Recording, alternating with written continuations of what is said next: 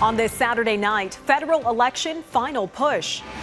Justin Trudeau's busy 7-stop day in Ontario, where the Liberals have cut ties with a Toronto candidate. Is the Conservative campaign slowing down as Erin Otoole still refuses to say how many candidates are vaccinated? We still don't know who's vaccinated in your party.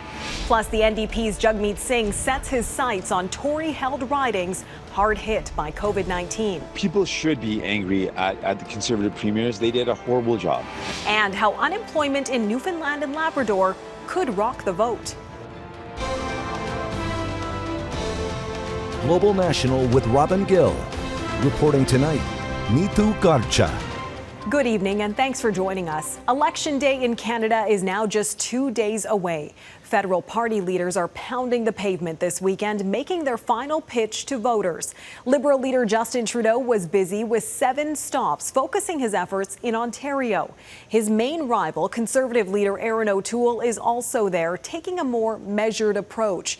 With some of the tightest riding races in the country, there is much to be gained or lost in vote-rich Ontario. Abigail Bimman is with the Liberal campaign. So in the coming 2 days, I need you to go flat out just like I will. Justin Trudeau is going flat out in the final stretch. 7 stops Saturday across southern Ontario in extremely tight races, seats he wants to win and ones he's trying to save. Still quite a bit of uncertainty and there's a lot of voter volatility at this point. And so it really counts. It's a big deal to go out and try to flip those ridings. This was his 3rd visit to Richmond Hill, a riding won by just over 200 votes in 2019, among the tightest races in the country. Does it make you anxious that he needs to come here 3 times? No, I actually see that as a privilege and I see it as an opportunity for me. I think you've got to give the nod today to the Conservative, and I'll tell you why. Because although the NDP candidate only got 9% of the vote, I think they're going to do better. For that reason, Trudeau's messaging against vote splitting has been ramping up. Despite what the NDP likes to say, the choice is between a Conservative or a Liberal government right now. And it does make a difference to Canadians whether we have or not a progressive government. The Liberals are having a strong final week, but a blow Saturday when they announced they kicked out candidate Kevin Vuong in the 11th hour for a dropped sexual assault charge they say they learned about from the Toronto Star. It is a difficult but important thing to do because it's the right thing to do. After Raj Saini, that's the 2nd Liberal candidate dropped too late in the race to replace, meaning 2 lost Liberal seats. The Liberals are in the worst case scenario in these ridings, or at least the other parties have a shot at winning them. He's trying to move to that 170. And the margins are not clear and are small. Most ridings the Liberal campaign visited Saturday are ones they've been in before. Conservatives have visited 2. I asked Trudeau for his insights as to why he's spending so much time in southern Ontario in the final days, but he stuck to his stump speech talking points about a choice for Canadians in his answers. Abigail Bimman, Global News, Newmarket, Ontario. I'm Michael Couteur with the Conservative campaign in Cambridge, Ontario, where the pace is decidedly different from the Liberals. Erin Otoole spent the night just steps away from Canada's largest year-round farmers market, a perfect place to meet voters. But the Conservative leader didn't do that. I ran by the farmers market this morning. In the final sprint to Election Day, Erin Otoole's tour seems to be taking a jog. His schedule isn't overloaded with whistle stops and rallies in southwestern Ontario, leading some to wonder if the former member of Canada's Air Force is on autopilot. But this Conservative strategist doesn't see it that way. To be fair to Mr. Otoole, it's important to recognize when, the puck was dropped on this game on the 15th of August, there was no sense that he would be in it. We're down to the last minutes, and he's still in the game. Congratulations, Mr. White Man! Following an event in Cambridge, Natalie Fonseca tried to get Otoole's attention to talk to him about Indigenous issues. But the Conservative leader didn't even break his stride. He wants to come to my city to take photos of how wonderful he's doing, but he doesn't want to answer any questions. Is that fair? Thank you, guys. Otoole's focus in recent days has been on vote splitting, warning Canadians a vote for anyone but the Conservatives will hand the Liberals another win. However, he continues to face questions about whether or not all Conservative candidates are fully vaccinated. We have a rule. that everyone that's campaigning for us, candidates, people going door to door, have to use vaccines. And if someone is not fully vaccinated, they must use a daily rapid test and follow all the public health guidance in the provinces. It's an issue that continues to trip up the Conservative leader as he tries to lock in votes. Neetu? Mike Couteur in Cambridge, Ontario for us tonight. Thanks, Mike. Today, NDP leader Jagmeet Singh is setting his sights on two of Canada's COVID-19 hotspots, campaigning in Alberta and Saskatchewan.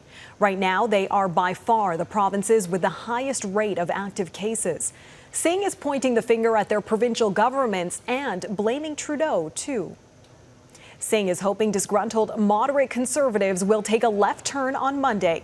Robin Gill is following the NDP campaign. Robin. Neetu, the NDP leader turned his attacks on the provincial premiers for their handling of the pandemic. The prairies have become the center now of a political battle. Healthcare workers, you are amazing. I'm so Jagmeet Singh started his day in Saskatoon, an opportunity to take advantage of a province where voters can go back and forth between the Conservatives and New Democrats. Alberta is also the land of this NDP-Tory switch. Both provinces are held by Conservatives provincially. Singh was quick to reprimand the premiers for dismissing restrictions and allowing COVID-19 cases to rise to the highest counts in Canada. I absolutely condemn the Conservative Premier's horrible leadership, but I also condemn Mr. Trudeau's horrible leadership.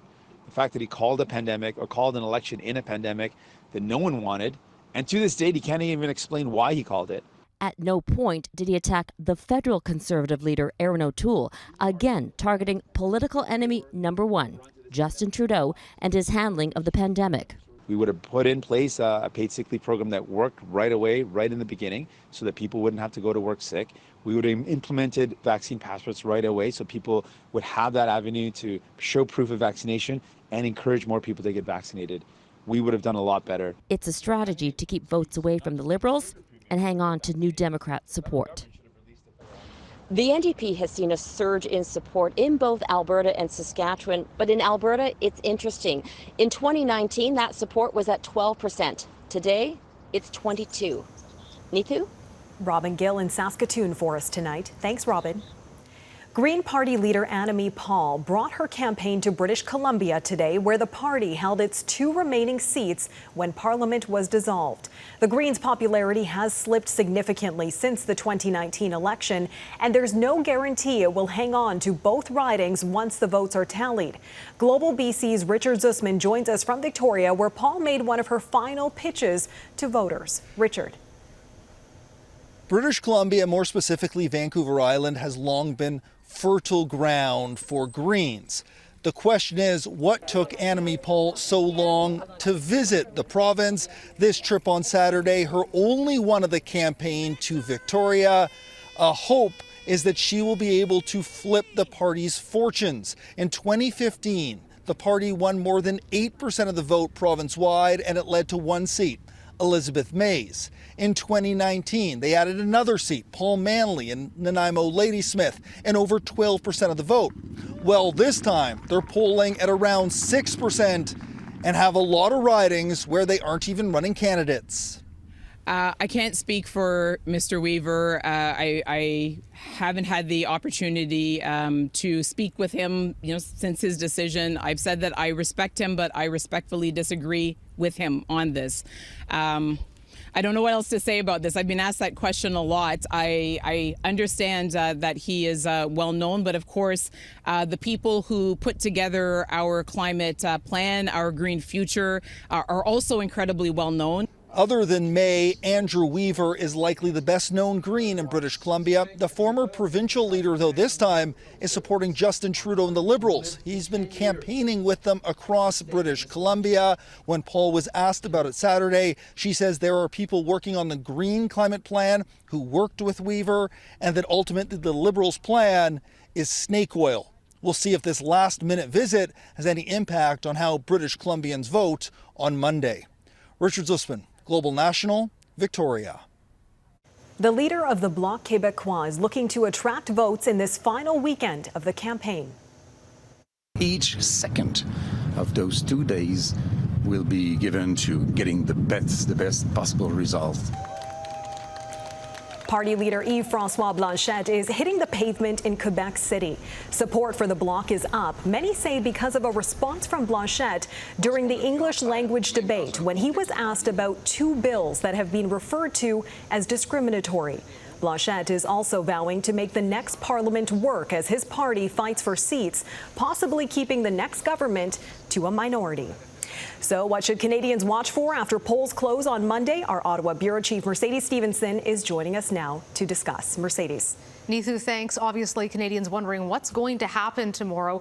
And normally in a federal election, I've covered several in the last 10 years, we have a sense of where this might come out. And we really don't know. So start watching in Atlantic Canada. If that doesn't turn completely Liberal red, the Liberals are in trouble. Doesn't mean they couldn't still pull off a minority, but a majority, which we already know is a remote chance, will be down the tubes at that point. We're also going to be looking at what does support look like for the NDP and the People's Party of Canada. Those are the 2 potential political wild cards. Either one could cause the opposite side to lose or win. The NDP could take votes, as you heard in Abigail's story, away from the Liberals, and the PPC could take votes away from the Conservatives. Those could create vote splits where a party that normally would not win a riding is able to take the day. We'll be looking to see as we go across the GTA and Quebec as well, and the Lower Mainland right here in Vancouver, to see how things are starting to play out. And Mercedes, what will the ballot question be in what some are calling a campaign about nothing? Well, I think that that's a great question. And it's one that we really don't have the answer to, Neithu. This has been the campaign about nothing. The Seinfeld election, Afghanistan really was something that dominated the campaign early on. We've talked about affordability. We've talked about COVID-19. And we've talked about leadership. But what it'll really come down to is a lot of emotion. And it will also come down to a campaign where whether people decide in a referendum they want to keep Justin Trudeau on as the Prime Minister, or if they're ready for change. Erin Otoole has overperformed what his critics expected, but that doesn't necessarily mean that he's going to be able to win on Monday night, but we'll be keeping a close eye on that. It will be fascinating all around. Our Ottawa Bureau Chief Mercedes Stephenson. Thanks, Mercedes.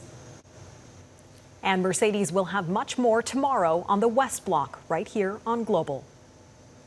And Mercedes will join Global National's Donna Friesen for our extensive coverage on election night Monday right here on Global Television, as well as on History, Global News Radio, and various online platforms, including globalnews.ca. I'm Ross Lord in St. John's, Newfoundland and Labrador. Some pandemic restrictions have eased, but there's tension here over the sorry state of the province's finances and what a green economy will mean to the offshore oil and gas industry. That story coming up on Global National.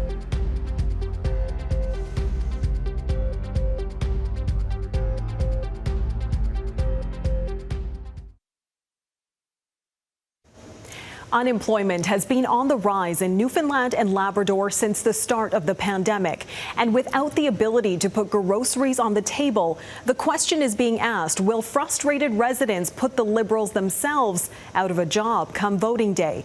As Ross Lord reports, in a place nicknamed The Rock, tens of thousands of people now find themselves in a hard place. After 11 years as an offshore worker, Trent Taylor has never been more grateful to have a job. I'm one of the fortunate ones, actually, who was fortunate enough to keep the job through all this. So count my blessings, I guess, considering how the industry is. He's a control systems operator on this vessel that's helped produce 425 million barrels of oil from the Terra Nova field. When the pandemic undermined an oil market that was already shaky, hundreds of jobs on the ship were lost. I'm in a hard spot. Amanda Young says since she was laid off from her job as a Terra Nova cook last October, she's been living on savings and small loans. She says they've been depleted. You got to pay a mortgage and your bills, and you still can't fit a car in, and you still can't fit groceries in. So, I mean, this is what we're looking at right now. Newfoundland and Labrador leads the country in unemployment at almost 12%, well above the national average of 7.9%. And the province's finances are grim all around. At $14 billion, the province's net debt is also by far the worst in Canada per capita, partly because of the oil downturn and from rampant spending on health care for its aging population. The province that begged the Prime Minister for help paying its bills after the pandemic hit is now planning what it calls the Big Reset to keep from drowning in debt. There are tough questions about the province's offshore oil and gas industry, like what the shift to a green economy will mean to these offshore supply vessels and whether that shift will eliminate reliable paychecks. How are you, boy? Familiar face, Seamus O'Regan. How's it going? Natural Resources Minister Seamus O'Regan, who's running for re-election in Newfoundland, says the answer is retraining. We need them. They are the ones who will lower emissions. It is complex stuff. This isn't easy. O'Regan says retraining is a big part of a $320 million aid package already given to the industry. But 1 year later, how that money trickles down to workers is still unclear. I haven't heard anything on what we're switching to and what training is available for us. Young and Trent Taylor both suggest they won't vote for any party that aggressively promotes a green agenda. It definitely influences where I'm going and where my decision is going to be come election time. If other offshore workers walk away from the Liberals, it could complicate the party's efforts to keep a grip on Atlantic Canada. Ross Lord, Global News, St. John's, Newfoundland and Labrador. Still ahead, why Trump supporters went to rally at the scene of the Capitol Hill riot.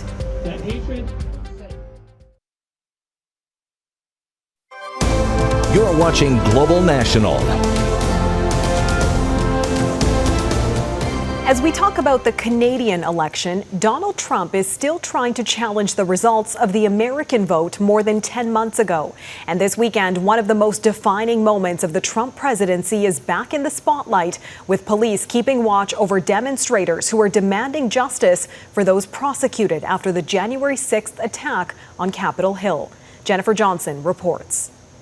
About 200 demonstrators, much fewer than expected, descended on Capitol Hill in support of rioters arrested after the January 6th attack. But it was a completely different scene than the violent storming of the Capitol 8 months ago. Still, many are angry. For those people who came in that Capitol building, instead of calling them terrorists, why don't you find out why they breached the Capitol?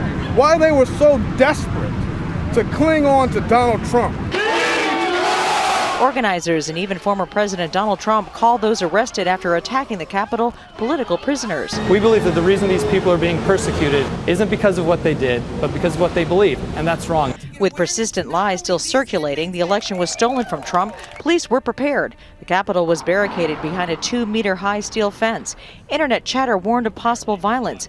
Every available officer from D.C., Maryland, and Virginia were here. What happened on January 6th can't happen again, and we're really proud to be here today, standing shoulder to shoulder. On Friday, Trump sent another letter to Georgia's Secretary of State demanding he declare Trump actually won the election. Trump supporters still believe Biden is not the legal president. It was all fraud. Anything done under fraud is fraudulent, and it should be thrown out. Since the 2020 election, the Capitol has become a magnet for attempted violence, including a day-long bomb threat and standoff last month. Many lawmakers hope as the Trump years fade away, so will the protests. Jennifer Johnson, Global News, Washington. Next, the priorities young Canadians are taking to the polls. Since Canada's 2019 election, interest in politics has gone up by 10% among youth, according to an Abacus data study. Between the pandemic, racial injustices, and the climate crisis, major issues in the past 2 years have affected young lives. And as Olivia O'Malley explains, Canada's youngest voters could make or break this election if they show up to the polls. The sky's the limit for post-secondary students preparing for their future, a future that Canada's youngest voters are considering during this federal election. What's really pressing right now is like climate solutions, and just in terms of like the Trudeau government, considering what they've done, it seems like they could do more. I chose the Green Party. Environment is the top priority for me. According to Ipsos, most younger voters remain more socially progressive than older voters. But millennials are now approaching life events that can change priorities. One of the key issues that they're looking at is climate change. So that's not any different from what we've measured in the past. But for them, it's also about affordability, cost of living. I have a very good job, very stable, have a family, and yet it's I don't know if I'll ever be able to buy a house. The soon-to-be father of two says he voted for the NDP because the party's platform aligns with the future he wants for his family. Yo, bro, who got you smiling like that? NDP leader Jagmeet Singh is the only federal leader creating videos that often go viral on TikTok. Experts say his social media fluency is a valuable tool for reach and approachability. Jagmeet Singh has easily the strongest TikTok presence, which does have a hugely disproportionate share of young people participating. Millennials and Gen Zs make up the biggest voting bloc in this election, about 40% of the voting population. But turnout has not historically been the younger generation's strong suit. In the past two federal elections, voters aged 18 to 34 have shown up the least, hovering just above 50%. They're no more cynical, they're just as interested. They just have a different approach to political participation. And Elections Canada not running on-campus voting due to the pandemic could limit student votes. But if a surge of younger voters commit, they could decide ridings or the entire election. Olivia O'Malley, Global News, Montreal. And that is Global National for this Saturday night. I'm Neetu Garcha. Tonight, your Canada is the waterfront in Pictou, Nova Scotia. So serene. Please keep sending your photos to viewers@globalnational.com. Thank you for watching, and I'll see you back here tomorrow. Have a great night.